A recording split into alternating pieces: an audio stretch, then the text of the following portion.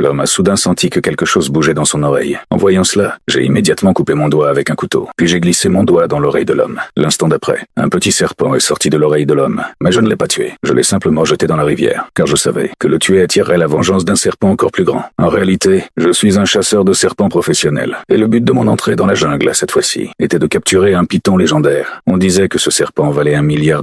Pour attirer ce python géant, j'ai tué cruellement un membre de l'équipe. Cette scène a terrifié les autres, mais ils n'osaient pas se rebeller. Ils n'avaient d'autre choix que de me suivre, en avançant vers le cœur de la jungle. Très vite, j'ai découvert une grande quantité de mucus sur les troncs d'arbres. Nous avons immédiatement compris que c'était une trace laissée par le python. Cela signifiait qu'il était proche. De plus, j'ai trouvé une mue de serpent rouge. En voyant cela, je me suis immédiatement excité. Mais à ce moment-là, un coéquipier s'est soudain mis à crier. Il avait découvert sous des planches une grande quantité de petits serpents. Cela nous a tous rendus très enthousiastes, car ces serpents pouvaient aussi se vendre $1000 chacun. Nous avons donc immédiatement mis les serpents dans des sacs. Mais pendant que nous les transportions, un coéquipier a soudain remarqué que quelque chose n'allait pas. Il a vu le cadavre se relever de manière étrange. L'homme, terrorisé, a couru vers ses coéquipiers, mais il était déjà trop tard.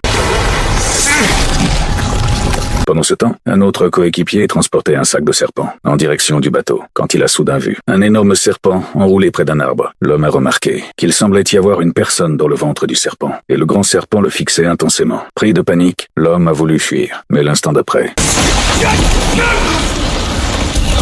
j'ai couru vers la zone en entendant le bruit. Cependant, je n'ai pas tiré immédiatement. Je suis resté en embuscade, en attendant que le python se nourrisse, car un python n'est vulnérable que lorsqu'il est en train de manger, au moment où tout était prêt, et où j'allais tirer. Des singes à proximité ont soudain poussé des cris stridents. Le python, effrayé, s'est enfui rapidement, et moi,